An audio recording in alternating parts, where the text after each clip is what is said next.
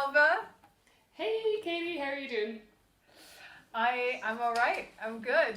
I guess you're a busy woman today, in between Yes, lots indeed. of performances.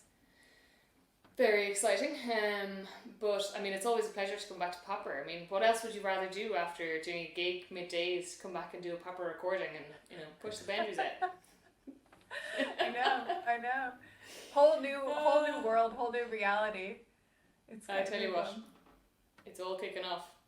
How did you find 39? I'm gonna say this with a little disclaimer, but I thought this one looked harder than it actually was. I don't know if you thought the same. Yeah, and I looked at it and I was like, oh, these double stops and all these really tricky thumb position crossings. But then actually once you get into it, I mean, D flat major I've always found is such a nice key on the cello. It just really sits well, I think, in the hand, and it has such a beautiful timbre. I thought this one was quite nice, quite enjoyable. How about you? Yeah, I definitely, again, like that, I was like, woo, don't have a lot of time this week, so, I mean, 39 looks like it's kicking, and then, actually, I mean, there are lovely things in it, and it really feels like you're playing a piece of music. There are moments you can really get involved in, and, go with your dynamics. A lot of balance of the hand issues to sort out, or how do you time your shifts with double stops and that kind of stuff, but overall, like, I think perhaps a lot of the studies we've done already have prepared us for some of the challenges in here. Yeah, definitely. I think so. So I would say my number one place I went to, I wonder if it was the same for you in this, was bar 4 and bar 8. Those were like the number one place. I just always said I'm going to start my practice on these because I thought those bars were, I mean, there's lots of challenges in this, but for me personally, I thought those were probably like the two hardest bars in the piece, just to find those octaves with the jumps, and also just hearing the intervals is a little bit difficult, I thought. Yeah, so funny enough, they weren't my go-to, but I'll tell you what they are in a second. But in bar 4 and bar 8, I actually wrote in semitone, tone, tone, semitone, like over the part. And as soon as I wrote that in, in like whatever, between the second and third, third and fourth, etc., etc. So I just put ST and T in for myself. And then I don't really have to think about it so much. Exactly. So I actually did it in bar 3 as well. So we've got, I used to do just semitones. But if it's really tricky like this, where it's just all over the place, I'll write in both. So semitone, semitone, semitone. So suddenly we're up to a minor third, semitone, tone, tone. That one I could practice. And then at least, but it took me about 3 days to actually mark it in. I was faffing around for ages, just saying, I'll come back to that later. And I know some people do that tone semitone thing, and they write different symbols. Like I've seen one, I'll have to write it out in a page for the video, but like one that's like a little kind of half a triangle equals the semitone, and then a whole tone is like a bracket. So it depends if you're a visual learner or not, but you demonstrated something in that I think is really important. Like I would never attempt these at first as like separate note octaves. I would always do them as you practice. And I like the way you practiced the connection of each of those shifts. So and see what you did there. You actually did a slur across, and that's very important that's something we would do naturally in practice now, but that, if you just practice your, let's say,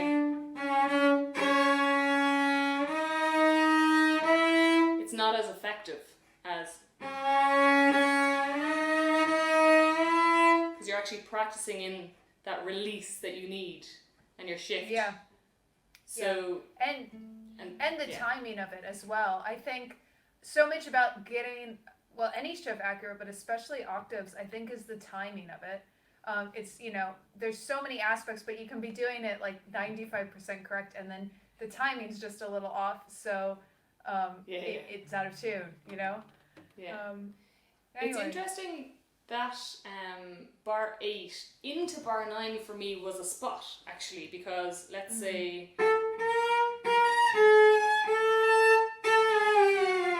So for me to actually do the right movement that you need straight on bar 9, you need to practice that where...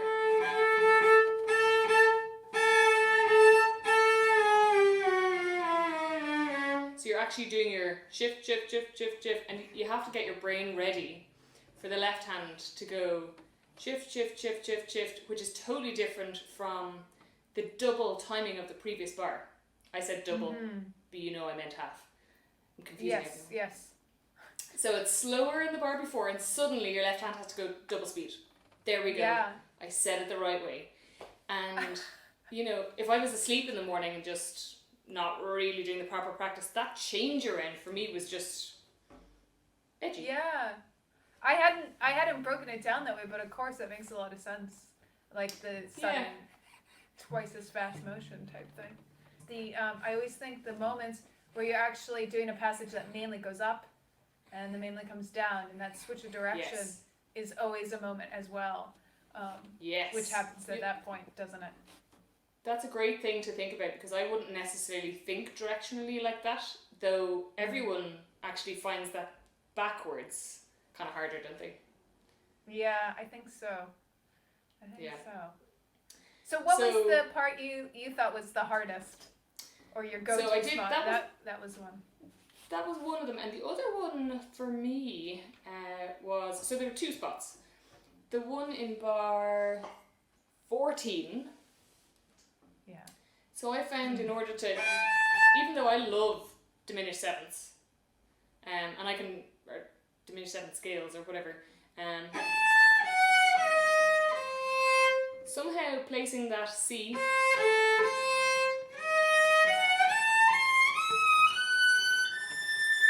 that's all well and good, playing on separate bows, but in order to get the sound really good when you're up there, you really have to like ride on the bridge, don't you?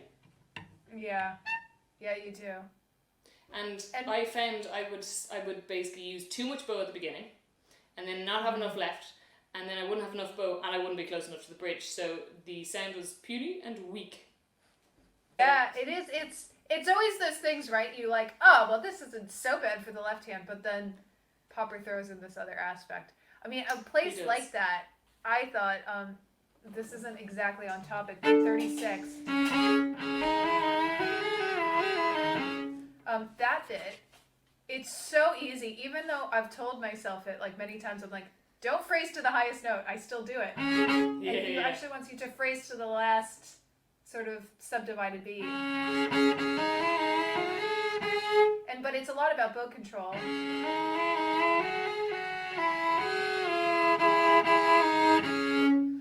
And those little details, they are really pushing us, I think, to the boundaries of our technique. It's amazing how much more difficult it is to play like really accurately what he's written in terms of markings. Yeah, I was actually thinking of you for that bit, because I knew that you're always thinking about that detail and the dynamics, which is great. And I was thinking that actually here, there's so much going on the left hand, and musically speaking, everyone wants to go to the middle of the bar, right? Mm-hmm. So it doesn't make a huge amount of sense unless we phrase across it and think of that, you know, switch on. But for me, I kind of wondered, could I just do it with bow speed instead, so I don't have to engage too much my musical brain, because really I'm fighting against that. Because I wouldn't do it naturally. Yeah, no, it's good. It's absolutely, use what you have when you can. Yeah, sort absolutely. Of thing.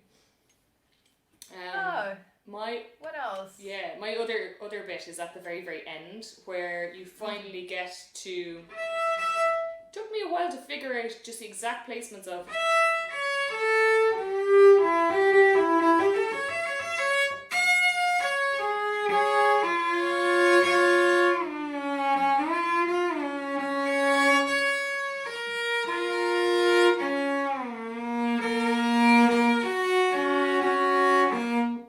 So that was a lot of me playing double stops without any reference for anybody whatsoever. But basically that changeover to bar 75. Yeah. And like that's a tricky little passage that definitely I could do with another week. Just to like, sure. I noticed, again, it's like, I always have like the 11th hour moments of enlightenment before we do these, and I'm always like, man, like 2 minutes before you came on, I really could have done more practice with all those intervals and those things, because it's pretty easy to get it like somewhat approximate. I mean, all this stuff follows patterns, but if you want it to be really in tune, it's just like there's no substitute for that slow kind of double stop practice that you've just demonstrated. Again, I think that passage particularly is another place where we're doing the, suddenly we're shifting not on the strong beat, right? So we're shifting on the last two of each group, so it really... In the context of it, I think that can throw you off. No matter how much you practice, it's having that sort of physical awareness that something's changing in that moment. When your concentration is gone as well, by the time you're at the end, you're like, woohoo, I can see the fit. Oh, missed it. And being able to time that shift. Yada, lovely, and we're here. It's... If I have the wherewithal at that point to have that glorious shift in all four of those, I'm going to be delighted with myself, just saying. Have I ever told you my Brahms F major story? No. So speaking of concentration, so like that sonata, like the first movement's really hard. Like a lot of the hard stuff is like in the first half and anyway, so you get to the last movement, which is quite short. You're like, woo! But it has this bit near the end that's a little bit like fugal actually or something. Very Brahms, confusing rhythmic stuff. And you just have to concentrate to like be able to do it. But I played this in one of my master's recitals. And it went so well, the whole sonata, that I got to the last page and I'm like, woohoo! And then it was just that last little bit of concentration I missed. It taught me a lesson though I'll never forget, which is that you really have to concentrate till the end. This is it. Like everyone has one of those stories. My one I told you before was playing Dvorak for the first time. I went way beyond the last note. Played everything else pretty much note perfectly. Delighted with myself. Happy days. Missed the last shift. The whole week. Now, I don't think anyone else noticed, but yourself, you're like, oh, it was the Grand Canyon of misses. But then I let it go because, 1 out of 40 minutes, like, it's alright, isn't it? Yeah, I know. That's pretty good odds, Ailbhe. Yeah, but hopefully, like, I'd rather my mistake happen somewhere in the middle, people weren't paying attention too much, if that was going to happen. Yeah. But, this is the thing. These things happen and we learn from them, so... Yes, because now I know too. May all of you, may anyone watching this experience one of those moments so that they can know. And we need to know that no matter how tired you are at the end, you've got to rejig your concentration so that it's like 100% all the way to the end. Yeah. So Popper, like what else in this? Oh yeah. I mean, there's some little chromatic-y things. Go on. What do you want to say? Oh no, you go first. You go. Oh no, I was just gonna say sort of this noodly chromatic stuff. Being really aware that you don't. It's easy to get slightly off, isn't it? And it's kind of a compromise of listening, but doing. Of course, stoppy-starty practice.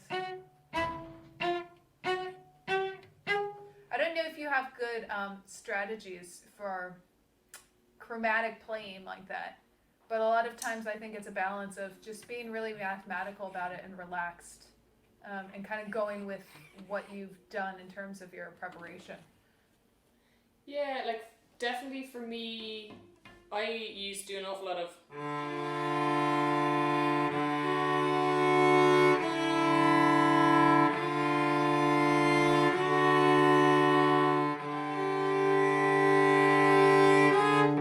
open string practice beside it. So you're thinking of your intervals. And you'd be so surprised at where you think your chromatics should lie. And then, I mean, you have to tune your cello first, because that could go disastrously wrong. Disastrously wrong. But that definitely, you need to spend a bit of time in your life at some point doing that. Sure. To really retrain the ear. And then actually, I just do an awful lot of intervallic practice, because you just can't lie. Like, intervals will tell you when you're out of tune. But the thing I noticed in that was the second last bar of that, bar 34. Again, I needed to have a nice sound. I was laughing there because I had my legs crossed, standing out at the bottom. You can't see it here, but I mean, totally not cool for playing cello at all. And I was like, I wonder, can I make that shift with my legs crossed? Turns out I can't. But anyway, Well, that's good. when you're up there, yeah, exactly. Safety first. Like, you want to have a beautiful sound up there, right? So you need more bow. So I suppose just the very start to remember to save, so that you've loads of time up there. Of course, yeah. Plus, it's always those moments too of transition where we have quite a lot. We have a bar and a half on one bow, and then we have to do this up bow really light. And just, deciding, I guess, also what part of the bow you want to do it in. Again, decisions that I'm making on the spot.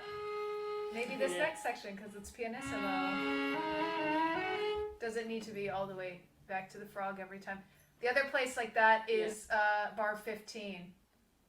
That's separate quaver at the end of the bar. Do you have that separate in your edition? I do have that separate, and I actually stopped and just went. Yeah, I took some time off just so that I wouldn't. Yeah. I would definitely retake a little bit anyway. What is that note? I don't even know. It's very Nobody knows what note that is. You can do a nice graceful lift if you want. There's lots of things. I'm not There's even lots sure. of strategies. I'm not even sure violinists would know what that note is. Like, that's how high it is. We're playing higher than what violinists can reach, so. Okay, now just saying. we have to figure it out. I think it's an A. It's A, right? Yeah. Yeah, that'll make sense. Okay. Yeah. Oh. Good. Did you have any thoughts about actually? I found this came across quite a few times, and I'm using the Baron writer for this one. I don't know about you. Baron writer. I am, yeah. So this shift. So when you've got your barred fourth finger, and then you have to actually release. Yeah. I mean, I think taking time is okay, right? Just a little. Yeah, I think so. And the old trick of I'm definitely releasing that. I mean, so I'm really basically just shifting on the D string. That's slow mo, I think, the way I'm managing that. Yeah.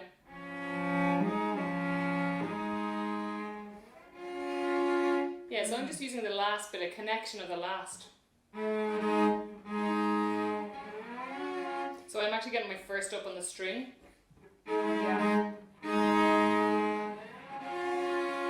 So there is a connection, but you audibly release so much in the bow that you don't hear it. Yeah. Yeah. And that comes across a lot. It happens a lot. It's quite entertaining. It's a good thing to think about. I mean, I was just thinking about weird double stops the other day because one of my students is learning Saint-Saëns concerto, and I haven't thought about the fingering in that one, that passage, you know, where you have all this, that stuff. What do you do? I do this, so, I mean, a lot of this. Yeah, I think I've done it both ways, to be honest. Yeah. And it is one of those things, though, like, moments like this weird fourth finger, it's not that stuff like that never happens, because it totally does. Yeah, in a lot of repertoire. Yeah. Anyway. Sometimes I change so that I'm not on a fourth. Like, I'm not sure. Yeah. Would I do the very end? I found a trick for the end. Maybe you didn't have a problem with it. Tell me. It just wasn't very in tune when I was doing it originally. So if I put my third finger down as well, it takes the weight off the fourth, and then it's much better in tune for me. But can you show me? Yeah, I'm not changing my third down, I'm just putting my third down where it is, so it's taking the pressure off, so. See the way my hand is like totally, I need to get more weight onto the top string. So I roll my hand onto my third.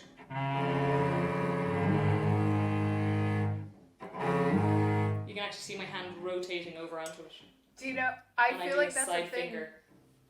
that having the short pinky, that thing is really hard. To add the third finger is really hard, I mean, because I basically have to already rotate so much to get that it's like, what do I do with this thing? This is kind of how I feel. Interesting. Isn't that funny? Yeah. It is, but you have to get whatever works for your own finger. That's the beauty of it, right? I know. And it's such a good thing. I love talking about that because I think it highlights that even when we feel like there's only one solution to things, there's usually multiple because we're Absolutely. all different. But all you need is one. You just need one that works for yourself. So that's the great thing about it. But it is fascinating. For me, I just didn't. So obviously you can rotate. I wonder now. Actually, it's probably even easier to just totally rotate the hand onto the fourth. But I still definitely use a bit of my third to take. It's like a dual effort. Like vibrato. Yeah. We just probably need to talk about maybe balance, just a little bit in that area, especially.